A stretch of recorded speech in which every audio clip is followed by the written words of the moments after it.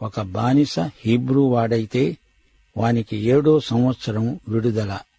అయితే ఆ దాసుడు, నేను నా యజమానుణ్ణి, నా భార్యను, పిల్లలను ప్రేమిస్తున్నాను, నేను వారిని విడిచి స్వతంత్రుడనై పోనొల్లను అంటే యజమానుడు అతణ్ణి అట్టెపెట్టుకోవాలి.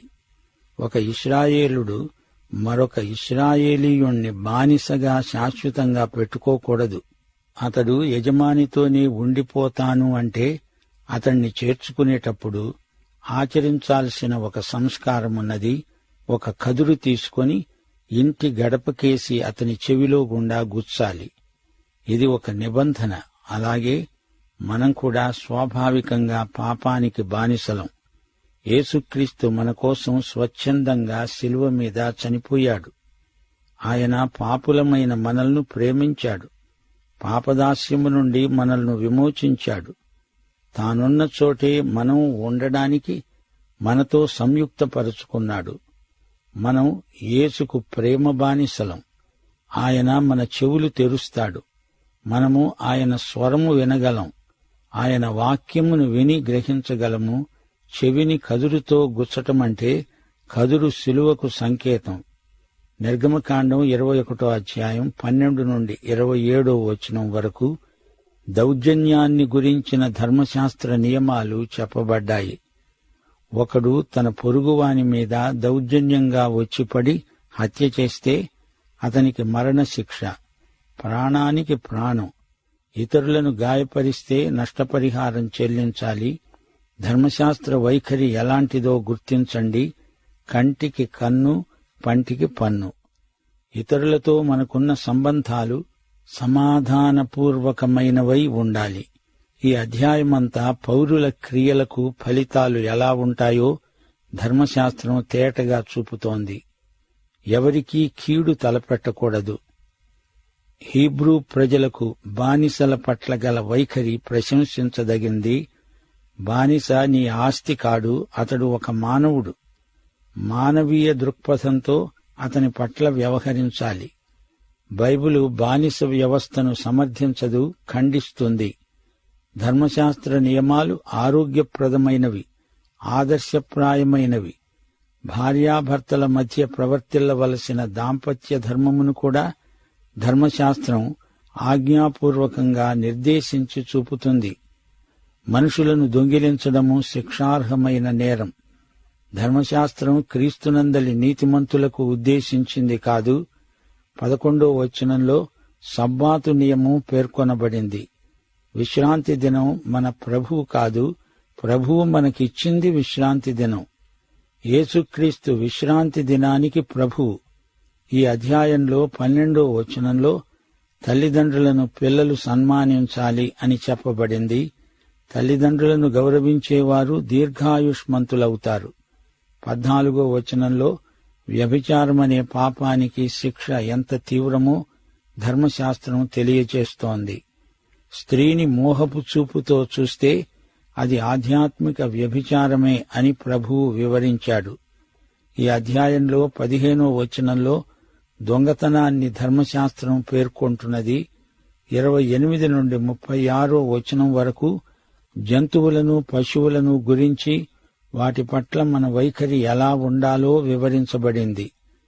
ధర్మశాస్త్రం మానవుల సాంఘిక నైతిక బాధ్యతలను ఎత్తిచూపుతుంది. ఎద్దు బానిసను పొడిచి చంపితే ఆ ఎద్దును రాళ్లతో కొట్టి చంపాలి. ఆ ఎద్దు యజమానికి కూడా మరణశిక్ష, ప్రాణ విమోచన క్రయధనం చెల్లించాలి. ఇక్కడ బానిస వెల ఎంతో చెప్పబడింది. బానిస వెల 30 తులాల వెండి. సరిగ్గా ఇదే వెలకు ఇస్కరియోతు యూదా ప్రభువును అప్పగించాడు, అమ్మాడు. అదే బానిస వెల. యేసు ప్రభువు ఎంత తగ్గించుకున్నాడో చూడండి. శిలువ మరణము పొందేటంతగా విధేయుడై దాసుని స్వరూపము ధరించాడు. ఎంత తగ్గించుకోగలడో అంతగా తగ్గించుకున్నాడు. ఈ రోజున ఆయనను ఇంకా తగ్గించడం తగని పని. సాంఘికపరమైన నేరాలకు ఎలాంటి శిక్ష విధించాలో ధర్మశాస్త్రం నిర్దేశించి చూపుతున్నది.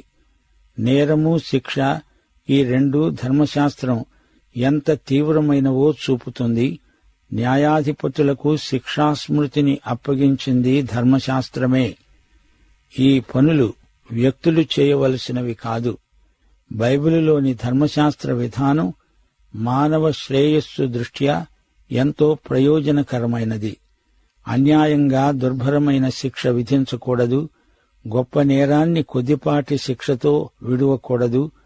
ధర్మశాస్త్రం ఒక మైలు రమ్మంటే యేసు ప్రభువు మరో మైలు కూడా మనల్ని నడిపిస్తాను అన్నాడు. ధర్మశాస్త్రాన్ని మించి ప్రభువు మన చేత చేయిస్తాడు. మనము కీడు చేసిన వారికి మేలు చెయ్యాలనేది యేసు ప్రభువు ఆజ్ఞ. సాత్వికము ఎంత బలమైనదో ప్రభువు చూపుతున్నాడు. మన హక్కుల కోసం పోరాటం కాదు, స్వచ్ఛందంగా ఇతరుల శ్రేయస్సు కోసం మన హక్కులను మనం వదులుకోవాలి.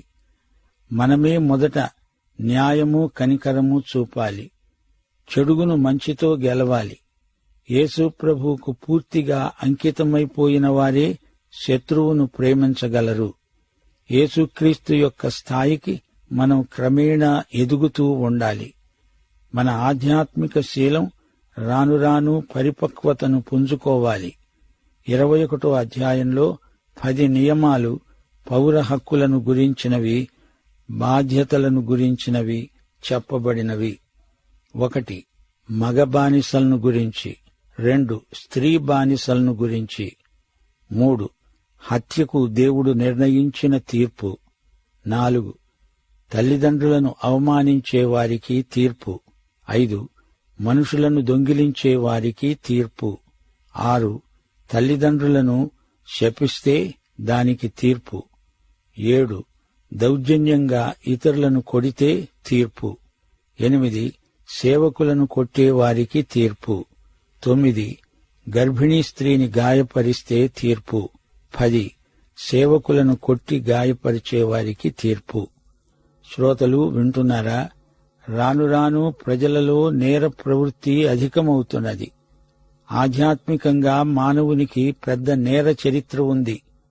నైతిక మనస్సాక్షి బలహీనమైనప్పుడు మనిషి పాపం చేస్తాడు. తల్లిదండ్రులు పిల్లలకు ఆధ్యాత్మిక విలువలు నేర్పాలి. శ్రోతలు, ఇప్పుడు మనం నిర్గమకాండం 22వ అధ్యాయానికి వచ్చాము. ఈ అధ్యాయంలో 1 నుండి 15వ వచనం వరకు ఆస్తిపాస్తులను గురించిన పౌర బాధ్యతలు, 16వ వచనం నుండి 31వ వచనం వరకు నైతిక బాధ్యతలు, హక్కులు పేర్కొనబడ్డాయి. మానవత్వం దేవుని దృష్టిలో విలువైనది. మానవుడు తోటి మానవునికి కీడు చేయడం పాపం. ఈ రోజున న్యాయశాస్త్రం ఏమంటోంది? నీవు మరొకని ఆస్తికి నష్టం కలిగిస్తే అతనికి నష్టపరిహారం ఖర్చులతో సహా ఇవ్వాలి. అయితే ధర్మశాస్త్రం 4 నష్టపరిహారం చెల్లించాలి అంటోంది.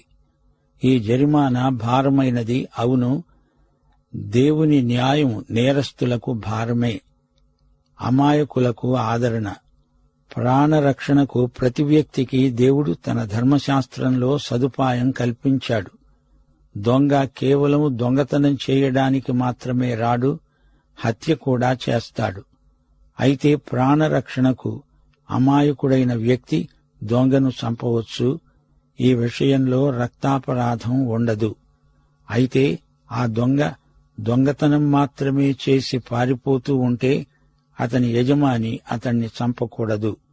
పెద్ద పట్టణాలలో పౌర జీవనానికి గొప్ప ప్రమాదం ఏర్పడుతున్నది. మానవుడు దేవుని ధర్మశాస్త్రాన్ని అవగాహన చేసుకుంటే మంచిది. దొంగ చిక్కితే అతడు నష్టపరిహారం చెల్లించక తప్పదు. ఆవుగాని గొర్రెగాని మరొకరి చేలో పడి మేస్తుంటే ఆ పొలం యజమాని నష్టపరిహారం చెల్లించాలి. అగ్ని ప్రమాదం ఎవరి మూలంగా జరిగిందో అతడు నష్టపరిహారం చెల్లించాలి. ఆ నష్టాన్ని అచ్చుకోవాలి. లోకములోని జాతులన్నిటికీ మోషే ధర్మశాస్త్రం మాదిరిగా ఉంది. ఆస్తుల యాజమాన్యాన్ని గురించిన వివాదాలను దేవుని వద్దకు తేవాలి. కొన్ని నేరాలు రుజువు కావాలంటే సాక్ష్యాధారాలు కావాలి. యెహోవా ప్రమాణం వారి మధ్యన ఉండాలి. దేవుని ధర్మశాస్త్రం నిర్దుష్టమైనది. అయితే ఒక మాట, ధర్మశాస్త్రం ఏది చెయ్యలేకపోయిందో అది కృప చేసింది.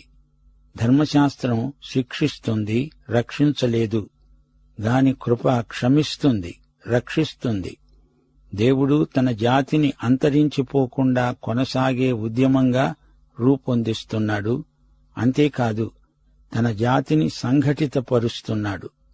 22వ అధ్యాయమంతా నష్టపరిహారాన్ని గురించి మాట్లాడుతోంది. లూకాసు వార్త 19వ అధ్యాయం 8వ వచనంలో జక్కయ్య చెల్లించిన నష్టపరిహారాన్ని గమనించండి.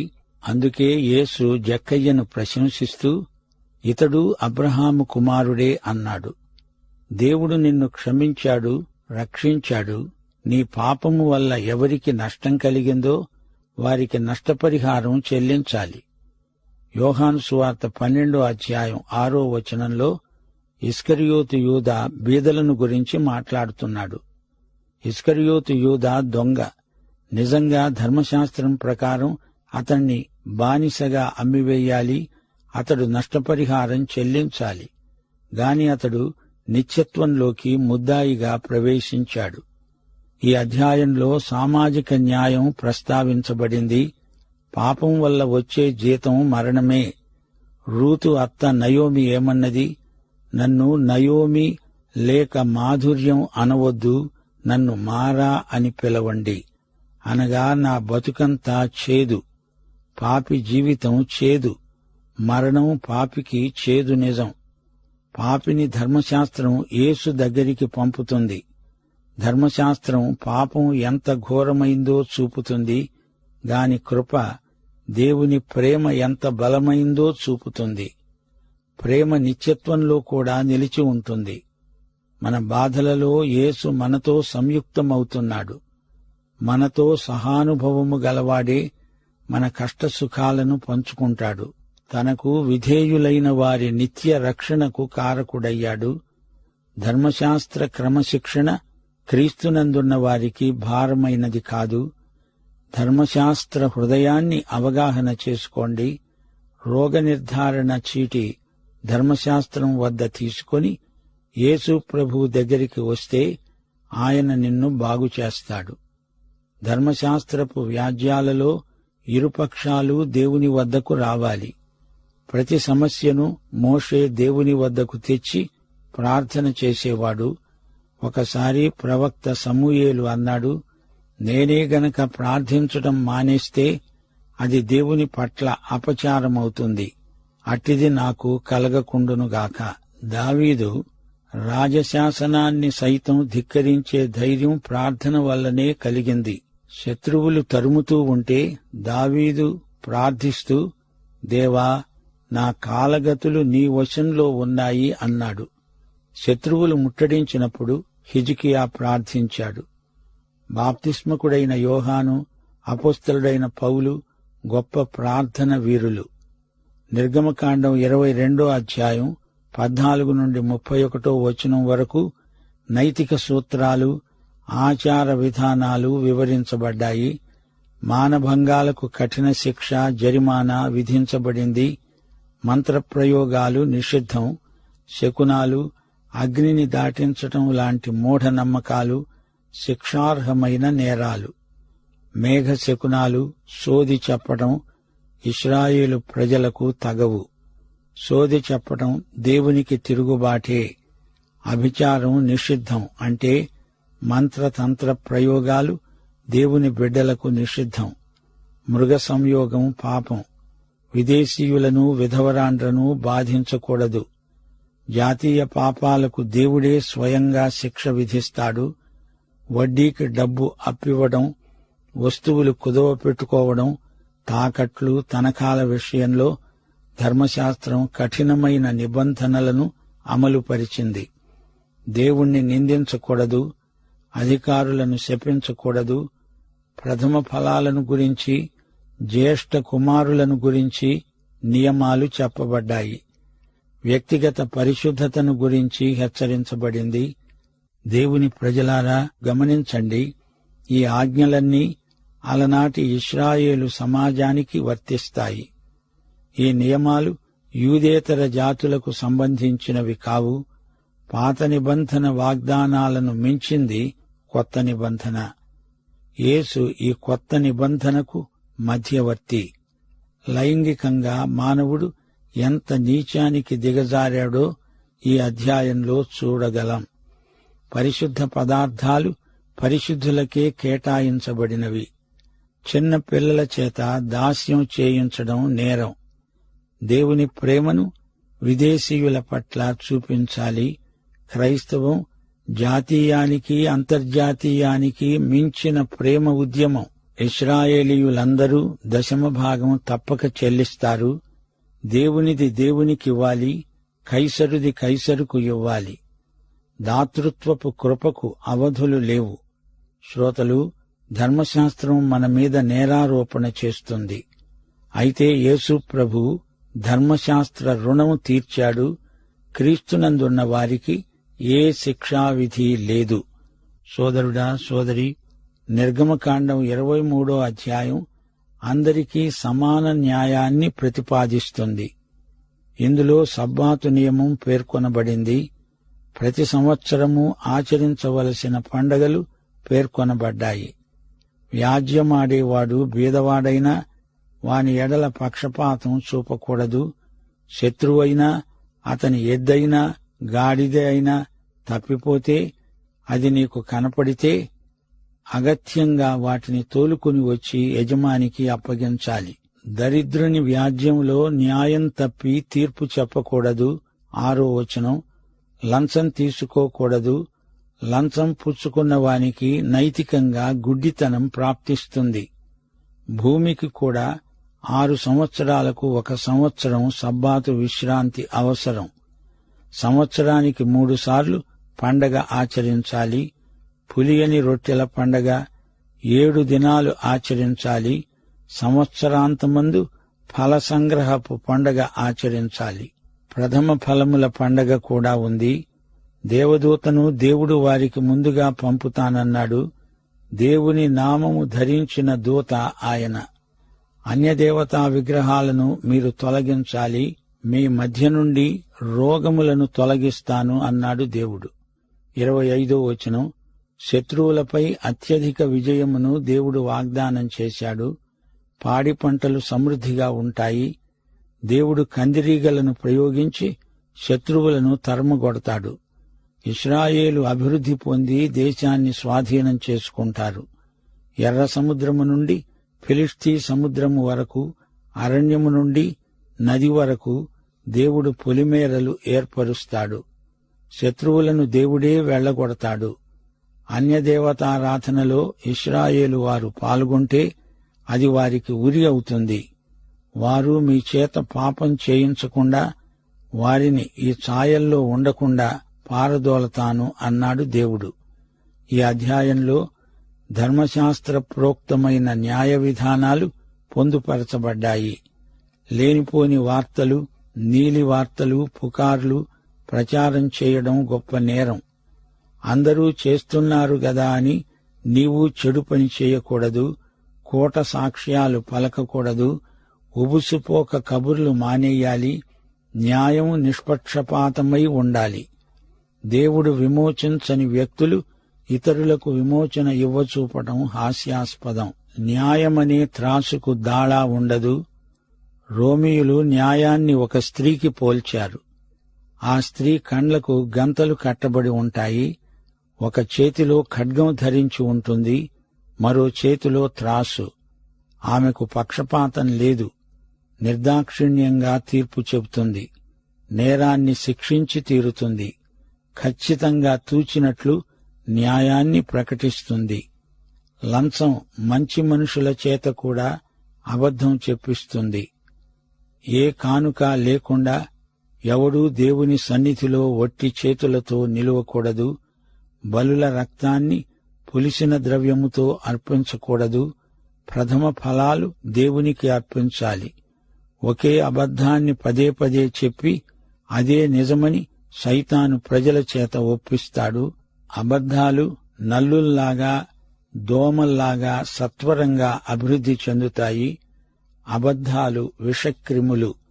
ఎలాంటి ఒత్తిడికి లోను కాకుండా దేవుని బిడ్డలు సత్యం కోసమే నిలుస్తారు. ఆధ్యాత్మిక విలువలను మనము పరిరక్షించుకోవాలి. ధర్మశాస్త్రీయ జ్ఞానం ఎంతో అమూల్యమైనది. మంచి సమరయుడు దారి ప్రక్కన కొరప్రాణంతో పడి ఉన్న యూదునికి ఎంతో సహాయం చేశాడు. మన నీతి పరిసయ్యుల నీతి కంటే, లోక సంబంధుల నీతి కంటే గొప్పది. ధర్మశాస్త్రం ప్రేమను ఒక ఆజ్ఞగా చెబుతున్నది. మనకైతే ప్రేమ దేవుని బిడ్డలముగా పొందిన నూతన జన్మ స్వభావం. 1 కొరింథీ 13వ అధ్యాయంలోని ప్రేమ ధర్మశాస్త్రంలోని ఆజ్ఞకు నెరవేర్పు. యోహాను సువార్త 13వ అధ్యాయంలో ప్రభు అన్నాడు, నేను మిమ్మును ప్రేమించినట్లే మీరు ఒకరినొకరు ప్రేమించుకోవాలి. లోకంలో 2 రకాల ప్రేమలు అమలులో ఉన్నాయి. 1 మానవీయమైన ప్రేమ, 2 దైవిక ప్రేమ. ప్రేమ క్రియారూపంలోనే ఇతరులకు అర్థమవుతుంది. మానవ ప్రేమకు మించినది దేవుని ప్రేమ. అది యేసు శిలువ వేతలో మనకు ప్రత్యక్షమైంది. రోమాపత్రిక 8వ అధ్యాయం 28వ వచనం ప్రకారం తనను ప్రేమించేవారికి, అనగా తన సంకల్పము చొప్పున పిలువబడిన వారికి మేలు కలిగేటట్లు సమస్తము సమకూడి జరుగుతుంది. భూమి సబ్బాతును మరోసారి జ్ఞాపకం చేసుకోండి. 6 సంవత్సరాలు పంట పండిస్తే 7వ సంవత్సరం భూమికి విశ్రాంతి. ఆ 7వ సంవత్సరం ఆ భూమి మీద ఏమి మొలిచినా, ఏది పండినా అది బీదలకే చెందుతుంది.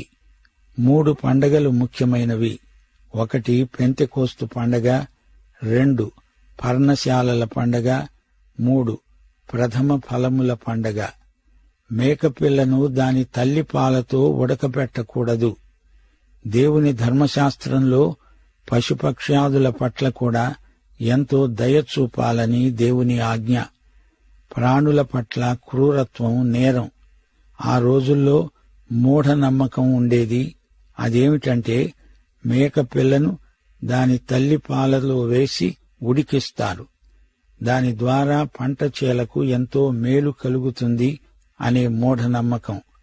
మూఢనమ్మకాల వేరుపై యేసు ప్రభువు గొడ్డలి పెట్టాడు.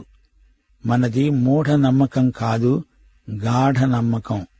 ప్రభు అయిన యేసుక్రీస్తు వారి కృప, తండ్రి అయిన దేవుని ప్రేమ, పరిశుద్ధాత్మ యొక్క అన్యోన్య సహవాసము మనకు నిత్యత్వము పర్యంతము తోడై ఉండునుగాక. ఆమేన్.